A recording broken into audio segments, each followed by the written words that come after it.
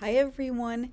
Today I have more mitered squares to show you from the books that I read in September and October. In September I managed to read 2 books, and in October I managed 3 books. So let's take a look at the squares and the books that I read in September and October. The first book that I read in September was Pretty Girls by Karin. And here is the square that I made to go along with this book. I had no idea what to expect from this book. It was a fairly quick read and I enjoyed it overall. I gave it a 3 out of 4 stars. It's your typical thriller type book. There's a few twists and turns, which always makes things a little bit more interesting. I didn't hate this book. I didn't really love this book. I would probably pick up another book by this author at some point. It started off really well, and by the time the end came around, I was just a little bit done. I wasn't as invested in the characters as I had been right off the bat. So Goodreads gave this one a 4 out of 5 stars, and I'm only giving it a 3 out of 5. Next up, Where the Crawdads Sing by Delia Owens. I had no idea what to expect with this book. This one had been popular, maybe a few years ago, and so I added it to my want to read list, but I haven't gotten around to it until this year. So here's the square that I made to go with this book. This book had me from basically the start of it. I thought the writing was really well done. I liked the premise and the entire idea of the book. I actually did kind of like the characters. I think this book has gotten mixed reviews, so you either love it or you hate it. But for me, if a book captures my interest and I can fly right through and I'm not bored, then I'm going to give it a pretty decent rating. So Where the Crawdads Sing by Delia Owens is about a girl who lives in the marsh. She's very secluded. She doesn't go out in public. She doesn't have many friends. There's also a murder mystery tied to this whole story, which keeps the reader engaged, I felt, and I guess you find yourself really rooting for the main character. So again, here's the mitered square that I did. Goodreads has this book just over 4 stars, 4.38. I gave it 4 out of 5 stars. I am definitely happy that I finally got around to reading it. So my 2 September reads, Pretty Girls and Where the Crawdads Sing. And for my October reads, I only managed 3. It's been a very busy fall, but let's talk about these. The first one, Darling Girls by Sally Hepworth. I typically like her books, and this one was a really big disappointment for me. I did not like the characters.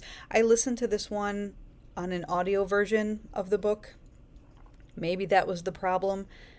I disliked the characters. I didn't really get into the whole premise or the background story or any of that. I did not feel connected to the characters, to the story. It is basically about 3 girls who are raised by a foster mother who turns out to be a little bit crazy because she had this drama that happened to her when she was young. So there's a lot of back and forth between the timelines. The present with the 3 girls, you've got sort of a past where those girls are reminiscing about growing up with this woman, and then you've got the woman's past. So you're really flipping back and forth between timelines, which typically I do enjoy. But in this book, I think I just did not relate to the characters. I couldn't get involved in their lives or care much. It was also the fall, and I was super busy, so I didn't have a lot of time, which is why I picked up the audio version of it, and I think it just didn't grab me like I was hoping it would. So Goodreads has this at 4 out of 5. I have it at 1 out of 5. I think I'm probably in the minority on this, and maybe I'll have to give it a go reading the actual book or picking this up on a Kindle at some point. So Darling Girls by Sally Hepworth. Next up, I read The Night House by Jo Nesbo. This is a Swedish horror story. This popped up actually on Goodreads, I think, sort of on my feed on Goodreads, and I'd never heard of it. It looked interesting. It was October. I kind of wanted a spooky story for that time of year, and so I picked this up, and I was pleasantly surprised.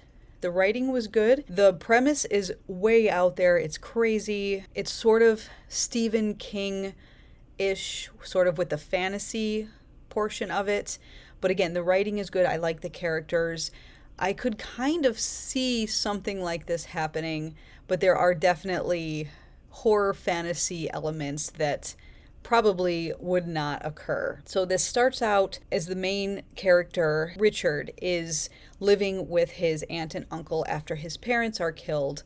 And he's kind of a mean, angry adolescent, angry at the world, his situation. He's not very happy. And he goes on like a walk with one of his schoolmates, and his schoolmate gets basically sucked into one of those old-fashioned telephone booths. He picks up the phone, and the phone handle speaker part just kind of sucks his friend right in to the phone, and he vanishes without a trace. So obviously, Richard, the main character, is suspect number one. So it goes through the whole story of what happened to Richard after this event. They kind of think he's crazy. They put him in sort of a psychiatric home. He befriends others. He goes on these sort of adventures. But there is always a horror element as to what is out there that is causing certain weird things to happen. So, The Night House by Jo Nesbo. I do recommend it if you like sort of a horror thriller mystery kind of book. I read this on the Kindle. Goodreads gave this only 3.26 stars, but I gave it a 4. And finally, What Have You Done by Shari Lapena. This one was a really quick read for me. I was instantly engaged. It's a thriller, mystery, whodunit kind of story. We switch around between different characters, and the reader doesn't even know who did it. So it is very interesting in that way. I listened to this on an audiobook, and I was pleasantly surprised. The voice actors and the whole production was very well done. So this is the square that I made for What Have You Done? Goodreads gave this 3.79 stars, so almost 4 stars, and I am right on track with that rating. I gave this one a 4 star. So all of my October squares, we have Darling Girls, Night House, and What Have You Done? So the next set of squares are done. I have a whole bunch more. I'm catching up on all of these squares for all of the books that I've read, especially this fall. So in just a few days, I will have my November books and squares out for you. And then right after the new year, I'll have my December squares, and then we'll see what I'm going to do with all of these squares and how many I actually have for this year. I was thinking about putting them into a blanket, but I don't know if I'm going to have enough. So I could either continue this project throughout another year, add some more squares, read some more books, and then create my blanket, or maybe I could make this into a mitered book scarf or some other granny square project. So that's still up in the air. We'll see what happens. Until next time, everyone, happy crocheting and happy reading. Bye.